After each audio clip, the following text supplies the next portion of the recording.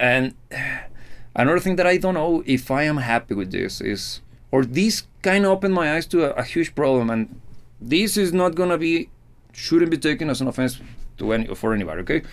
But I think a good chunk of why rock music is so stagnated when it comes to reaching new audiences, it's because the biggest exponents of the genre are still the same guys that made the genre popular in the first place. Yeah. We're still dealing with headliners being the Rolling Stones, Paul McCartney, in this case Rush once again, Journey, all bands that I love.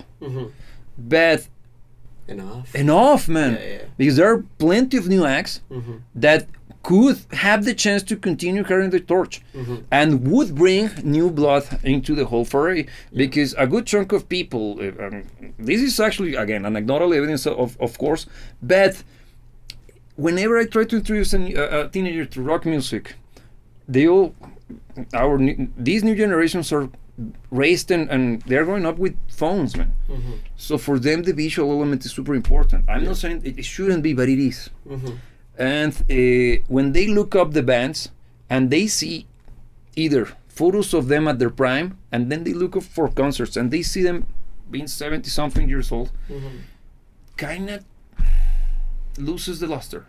Or if they go online and they look for them and they find them as Paul McCartney, nothing wrong with all people. Huge respect to all of those acts because they are fantastic, and the fact that they're still delivering great shows. I mean, I wish I become I grow old as the same way as they do, and they did in some cases.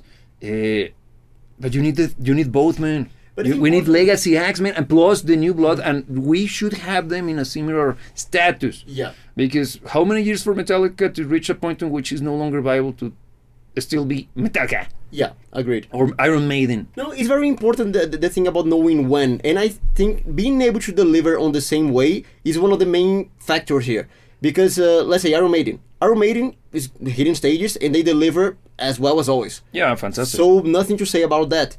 But let's say AC/DC, for instance, they still deliver on the energy on the show, but what you see on stage is no longer it has that impact that is kind of tainting the image that you used to have in your head. Or have you seen Iggy Pop? Yes, which is probably an even better example of this. Yeah, man, it's like, dude. And I think that's where you need to draw a line, because you made the case that looks shouldn't matter, but they do. And I wouldn't frame it as looks, I would say as image. One of the main legacies that any artist can leave behind is the image that their audience had of them. Is the way that the last impression. The audience felt whenever they saw of them. You think of, for instance, of Van Halen with doing the splits. Yes. And that's the image that sticks with you. And it's part of the legacy. Of course, the music is a giant part of the legacy, but it's not everything.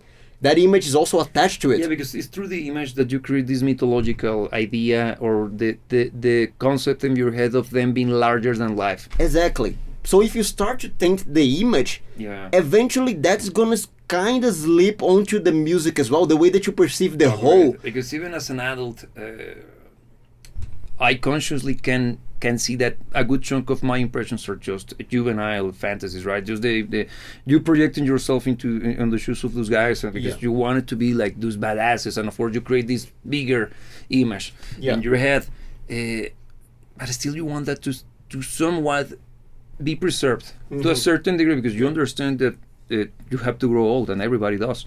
And the fact that they are doing it in such a graceful fashion is remarkable. But there is a point in which they could potentially destroy that image in your head, even though being an adult allowing you to understand that time is still going forward. An example of somebody who's doing it correctly, in my opinion, is David Coverdale, the guy from Whitesnake. The band has been out of commission for 10 years or more. And they released one potentially final album. I think it is, because they later, after the release of Forevermore, they released some more like cover versions of his time with Deep Purple. and that's justifiable. They of course have to lower the tuning of the songs, half step down and stuff, because he's old now, and of course vocals, regardless of how much care you take on your vocals, time is always there, right? Yeah. And ever since, no more. Nothing more. He's just active on Twitter, very fun. He actually is always dropping stupidly bad dad jokes or sexually non everywhere. It's fun. It's enjoyable. Actually, I follow him. Huge fan. But it's not. He hasn't done anything musical ever since, man. And I think it makes sense because he knows. I had the chance to see them perform live in the last tour. They did together, and they actually were opening for Judas Priest, the full bands. No, well, a good show, but whatever. And he delivered a fantastic show, but as a singer, I can tell, yes, he's already reaching the final stages. Not because he's unable to sing correctly, it's because he's tired, man. He's pulling off those insane shows and touring around the world at that degree, with this intensity and with this consistency, and doing that for 50 years of your life. Yeah, dude. They think that context matters. It does. All right, because think of a different artist that is also pushing in the years, but it's justifiable. Peter Gabriel. Oh, good point. Then if you look at his career, at his musical catalog, it evolved and aged with him. Yeah. But showing his expertise, showing his development as a person, and showing quality. Never dropped. His antics changed. Because if you think of his antics, for instance, with Genesis. Oh, yeah. And thinking of modern Peter Gabriel, different beasts. But it's something that you can understand. It's something that is reasonable from an outsider perspective. You can see how the time passed.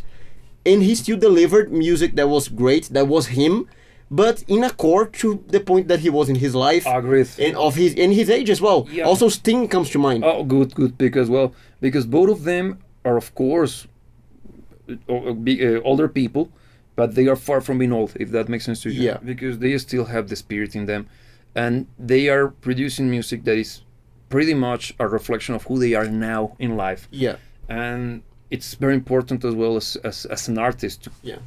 So especially, look, this is gonna go a little bit deeper. Music is a time-based affair. It's it was one of the artistic expressions we got that it's actually that finishes, that ends. Unlike, for example, a painting, you enjoy it for as long as you want to look at it. In contrast, a song starts and finishes. The same as a human life. And music should reflect, or even by definition, is already a reflection of the human experience, because it has a starting point, a development, and an ending. And when you listen to music from someone who started off young, in this case Rush, how would you describe earlier Rush albums? Kind of punkish. They had quite a lot of punk. Loud, not as intellectual. But then the next batch, probably Curses of Steel onwards, or even A Farewell to King. I think that's a better pick. Onwards, it starts to become cerebral. Yeah. And then you reach 2112. You see the maturity. Yeah, but in that one, somebody's actually reading. And from there onwards, it's full-on prog rock of highest caliber. Yeah. Great performances everywhere, and also the content of the lyrics becomes way more intellectual. Yeah. And then you go to the 90s era, and especially 2000s, the music developed not only this edge, but also you can feel this sense of maturity. Think of Snake and Arrows or Clockwork Angels. Both of those albums, particularly Snake and Arrows, is the one that I think is the one that shows that they were in a completely different stage in their lives. That's beautiful. Yeah. As a fan, being able to be in a way a witness of somebody else's life throughout their life work is fantastic. Man. Yeah. And those acts that you picked, Sting and Peter Gabriel, beautiful.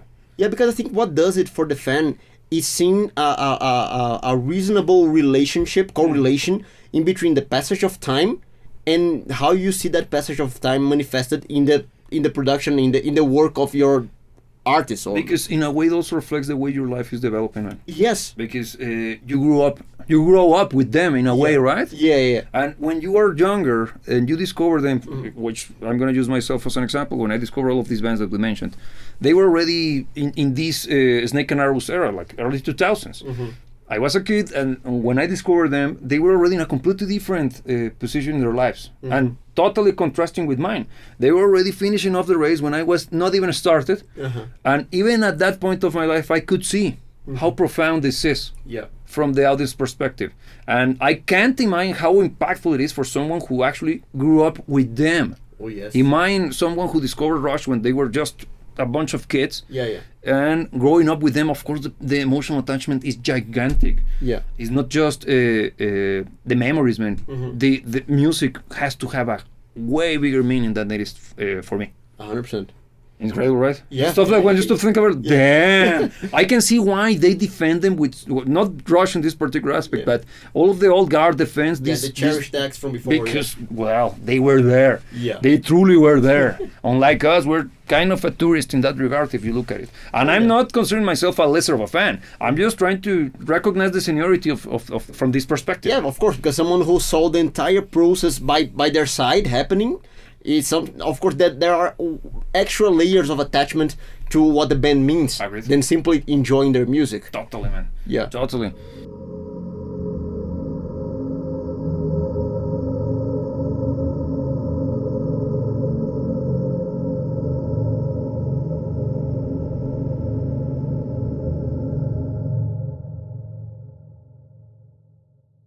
For those of you who don't know, Rush actually uploaded a video of them making the